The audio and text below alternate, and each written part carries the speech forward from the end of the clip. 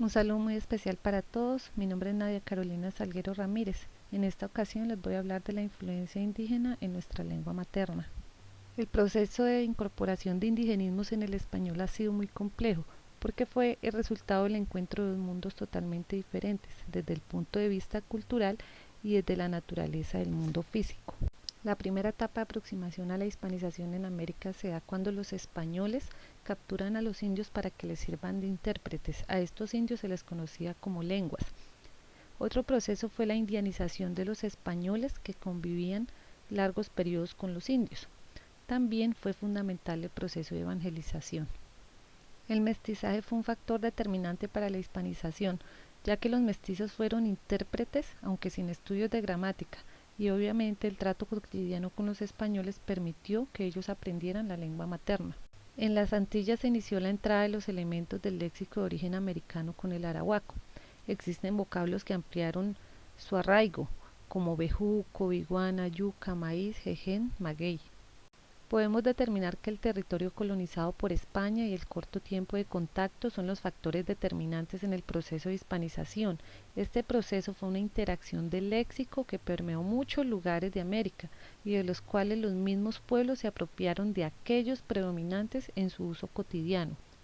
De las bases indígenas arahuacas, taínas y los nahuatlismos, un porcentaje muy bajo se mantiene en la actualidad. A través de la historia de Hispanoamérica se han hecho publicaciones sobre los indigenismos de la lengua escrita y se han ido incorporando vocablos hasta compilar aproximadamente 10.000 indigenismos según el diccionario de la Real Academia de la Lengua. En este punto es preciso mencionar algunos ejemplos de los aportes de los diferentes grupos indígenas americanos al léxico español. Vocablos arahuacos, canoa, iguana, guacamayos. Vocablos arahuacos taínos, huracán, sábana, hamaca, enagua. Vocablos mayas, jenequén, huracán, mezcal. Vocablos tupí guaraníes, amaracas, gaucho, bucanero. Vocablos caribes, camanagotas, butaca, mico, loro.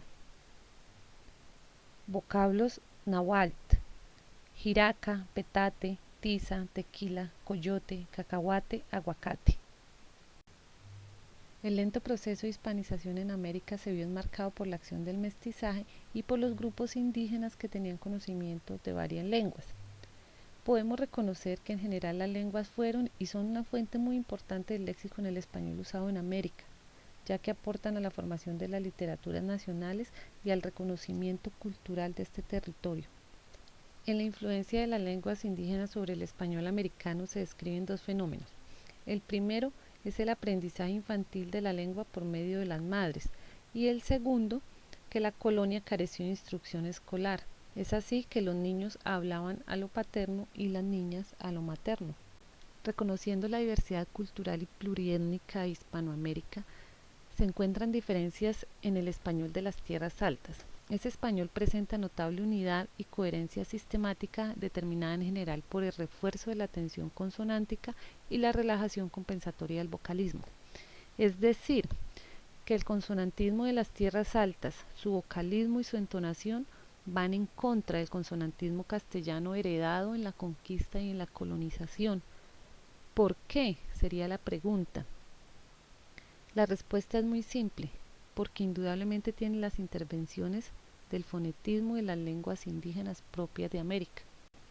A través de la historia construida por los hispanohablantes, varios expertos se han interesado y han realizado estudios.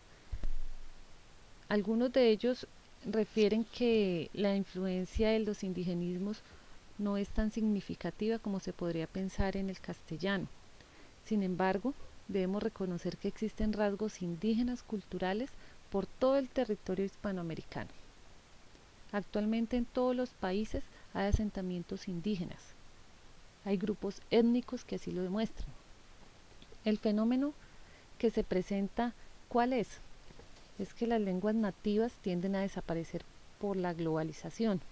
Aún perduran intactas aquellas que se ubican en asentamientos indígenas en áreas rurales.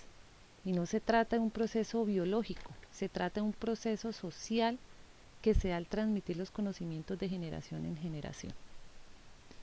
Por eso debemos sentirnos orgullosos de conservar estas raíces indígenas, estas lenguas que hacen un aporte importante y muy significativo a la lengua materna.